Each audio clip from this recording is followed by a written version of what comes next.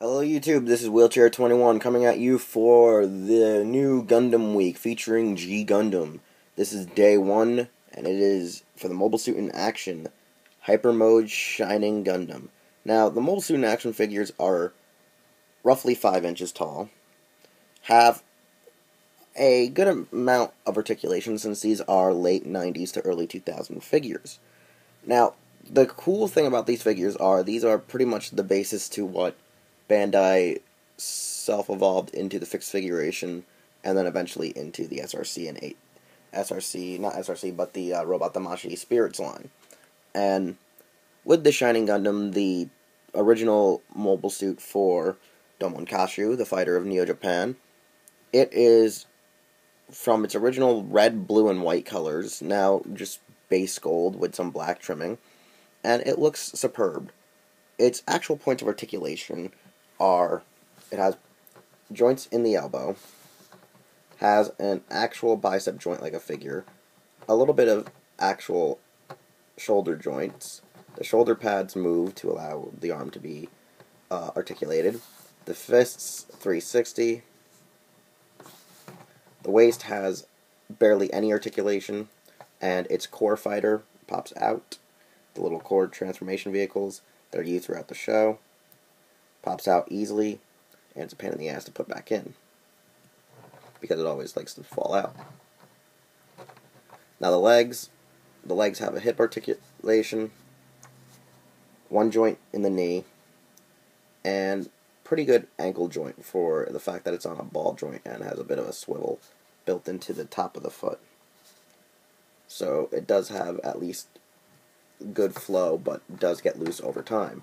And the head itself actually does have articulation, but it's on a ball joint, and the joint is quite tight, specifically in this head. Which, as I say, tight ball joint slips right off. Now, Shining Gundam comes with small assortment of accessories, which are additional hands to hold his beam sabers, which are pretty awesome.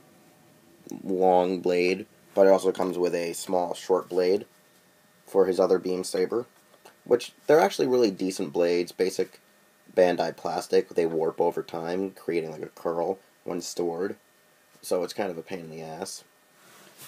Comes with the Hyper Mode Super Head, where it's in its full form and power, allowing it to use its signature move, the Shining Finger, which uses this awesome clear plastic, which is great. I love this clear plastic. It's really awesome.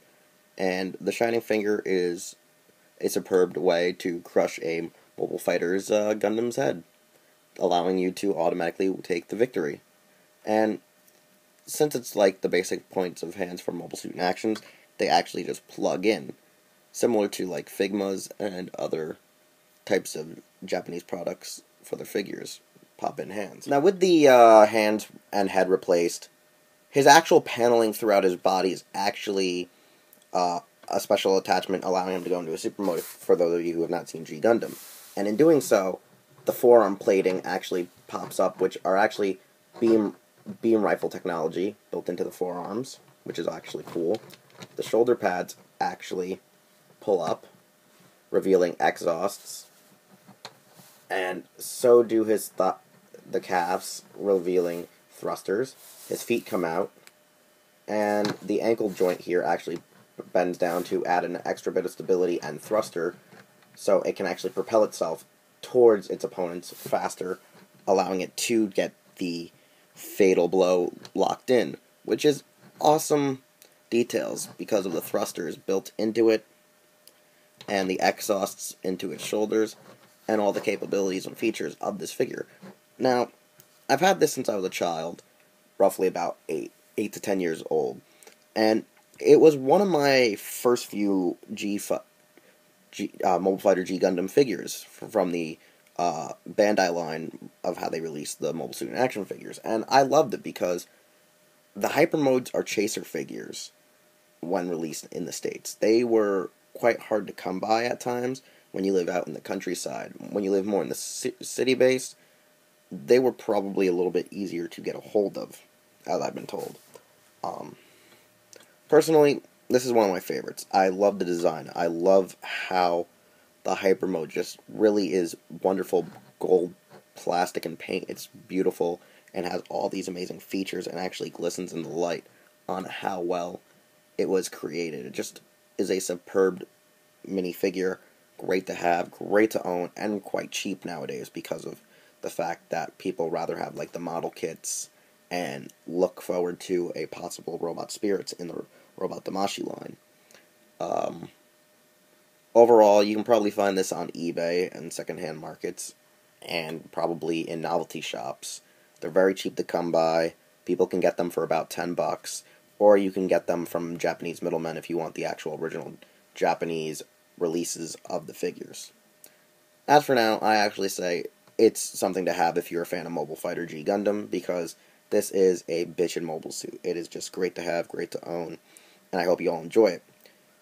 Next up in the schedule will be Dragon Gundam and the Maxter Gundam pair, followed by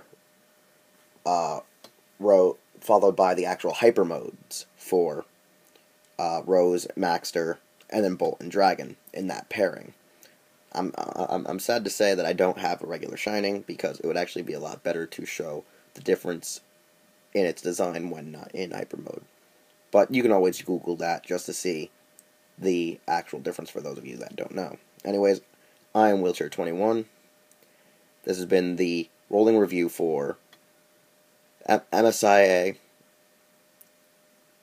Shining Gundam, and this has been day 1 of Gundam Week, and we'll see you next time.